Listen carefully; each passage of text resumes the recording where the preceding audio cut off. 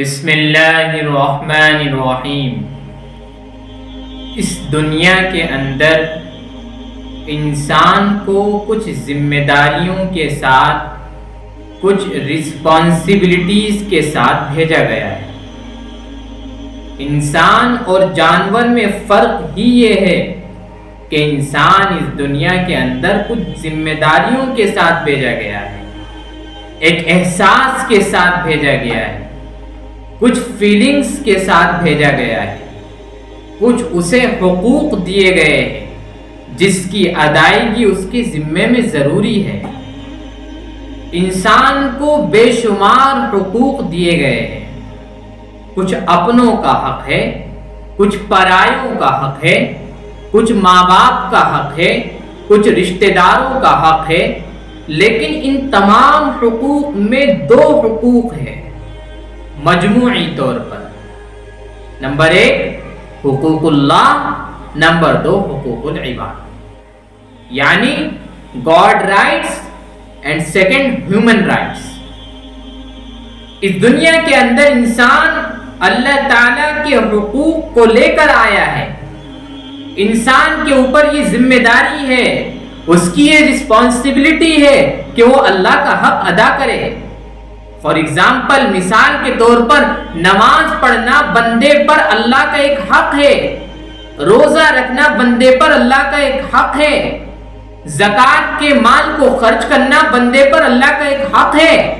جس حق کو ادا کرنا بندے کے لیے ضروری ہے۔ اسی طریقے پر کچھ حق بندے پر بندوں ہوئے ہیں، کچھ حق بندے پر بندے کے ہیں جس کو ہیومن رائٹس کہا جاتا ہے۔ کچھ بندے پر حق اس کے ماں باپ کا ہے، والدین کا ہے، رشتہ داروں کا ہے، بھائی کا ہے، عزیز و اقارب کا ہے، بہن کا ہے، بچوں کا ہے۔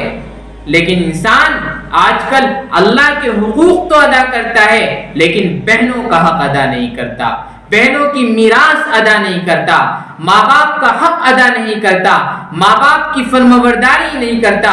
اپنے آپ کو ماں باپ کی اطاعت کر کے، ان کی خدمت کر کے جنت کا مستحق نہیں بناتا۔ تف ہو ایسی اولاد پر جس نے اپنے والدین کو اپنی زندگی کے اندر پایا ہو اور اپنے آپ کو جنت میں نہ داخل کر سکا ہو۔ جس ماں کے قدموں کے نیچے جنت ہے، جو باپ جنت کا دروازہ ہے، آپ اپنے لیے جنت کا دروازہ بھی تلاش نہ کر سکے اور آپ ماں کی خدمت کر کے اپنے آپ کو جنت کا مستحق بھی نہ بنا سکے، اس دنیا کے اندر آپ سے بدتر، آپ سے بدبخت انسان کوئی نہیں ہو سکتا۔ اس لیے جن لوگوں کو ماں باپ عطا کیے گئے ہیں وہ ان کی قدر کرے، ان کی خدمت کرے، ان کی فرمانبرداری کرے۔ یاد رکھیے کل قیامت کا جب میدان ہوگا، نفسی نفسی کا عالم ہوگا، اس دنیا کے اندر انسان کے ہر کیے کا بدلہ اور اس کی سزا اللہ رب العزت دیں گے اور فیصلہ فرمائیں گے۔ اس دن اگر آپ پر کسی بندے کا کوئی حق ہوگا، اللہ تعالیٰ اس کو معاف کرنے سے انکار کر دیں گے جب تک کہ وہ بندہ اس حق کو معاف نہ کر دے۔ اپنے حق کو تو اللہ معاف کر سکتا ہے۔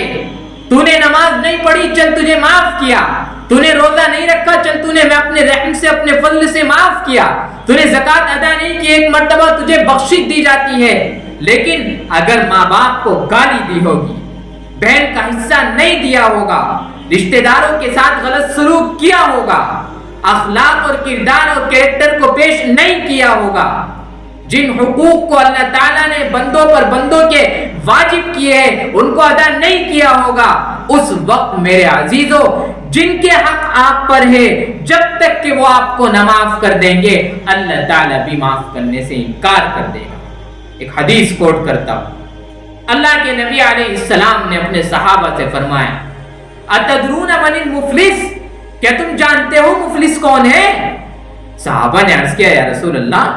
مفلس تو ہم اس کو سمجھتے ہیں جس کے پاس نہ مال ہو، نہ دینار ہو، نہ درہم ہو، نہ پیسہ ہو، نہ جائیداد ہو، نہ پراپرٹی ہو، کچھ بھی نہ ہو، ہم اس کو مفلس سمجھتے ہیں۔ اللہ کے نبی علیہ السلام نے فرمایا، اللہ، مفلس وہ نہیں ہے، مفلس وہ شخص ہے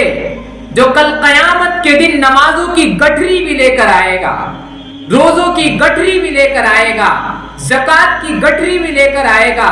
بہت سارے نیک کاموں کی گٹھری لے کر آئے گا، لیکن اسی کے ساتھ ساتھ دنیا کے اندر اس نے ماں باپ کا حق ادا نہیں کیا ہوگا، بہنوں کا حصہ نہیں دیا ہوگا، رشتہ داروں کے ساتھ اچھا سلوک نہیں کیا ہوگا، اب کی نمازوں کی گٹھری، روزوں کی گٹھری، زکوٰۃ کی گٹھری، تمام کے تمام جن کے حقوق اس پر تھے وہ آئیں گے، اور آنے کے بعد جب وہ سوال کریں گے اے اللہ اس بندے پر میرا یہ حق تھا، اللہ تعالیٰ فرمائے گا کہ اس کی نیکیوں میں سے ان کو دے دیا جائے، اس کی نمازیں فلاں کو دی جائے، اس کی زکوٰۃ فلاں کو دے دی جائے، اس کے روزے فلاں کو دے دیے جائے۔ اب اس کے بعد جب اس کے نامہ اعمال میں کوئی نیک عمل نہیں بچے گا تو اب ان لوگوں کے گناہ اس بندے پر ڈال دیے جائیں گے جس بندے پر حق ہوگا۔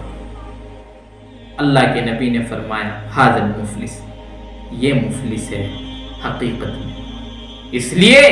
کل قیامت کی مفلسی سے بچ جائے، اس دنیا کے اندر مفلس بننا منظور کر لے،